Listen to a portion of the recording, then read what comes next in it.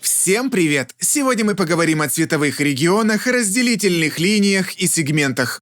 Помните, еще в уроке Append2 мы отложили на потом режимы, которые есть в инструментах рисования. Вот эти режимы связаны со всем, что я только что перечислил. Начнем с цветовых регионов. Это что-то вроде автоматической заливки в замкнутых областях, где пересекаются штрихи. Они остаются прозрачными, пока им не назначить цвет. Чтобы их увидеть, откройте меню Region Display Options и включите режим Highlight Closed Regions. Теперь все регионы подкрашиваются случайными цветами, просто для того, чтобы видеть, где они есть и как разделены. Когда мы будем заливать наши рисунки, мы будем назначать этим регионам определенные цвета, которые будут отображаться в режиме Show Region Color. Это и будет заливка для нашей анимации, но об этом потом. Обратите внимание, цветовые регионы существуют как для отдельных слоев, так и для всей группы слоев. Разница в том, что когда вы работаете с регионами для группы слоев, программа воспринимает всю группу как один цельный рисунок. Это очень удобно, так как вам не нужно думать про слои, и вы можете сосредоточиться на рисовании и анимации. В этом случае слои нужны только для того, чтобы изолировать одни объекты от других. Если вдруг на холсте есть замкнутые области, но регионы не подсвечиваются, попробуйте использовать команду Restore All Colors.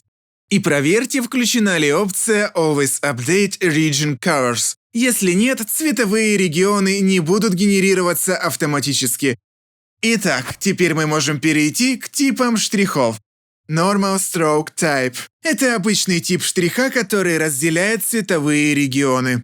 В режиме Closed Stroke Type вы будете рисовать всегда замкнутой формой, залитой цветом контура. Этот тип также разделяет регионы. Invisible Stroke Type позволяет рисовать невидимой линией, но которая при этом разделяет регионы.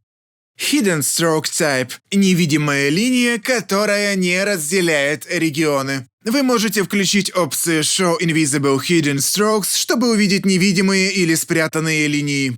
Далее идут разделительные линии. Они работают как невидимые, но имеют разные цвета. К примеру, чтобы обозначить тени одним цветом, а блики другим. При этом они отображаются на холсте, а при экспорте анимации по умолчанию отключены. Отключить их отображение можно также и на холсте.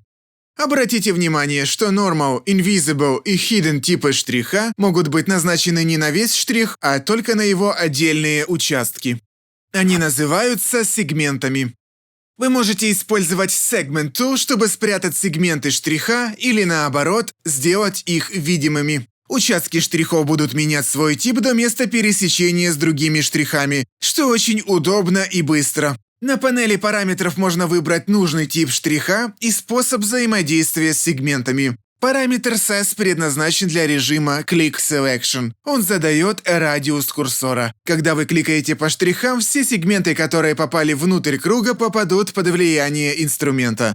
Также можно использовать путь и лассо для взаимодействия с нужными сегментами. Еще есть инструмент Free Segment Tool, который позволяет буквально рисовать сегменты на штрихе. Вот теперь мы знаем, как рисовать в Какани. В следующем уроке мы перейдем к слоям. Спасибо за просмотр, на этом все, всем пока.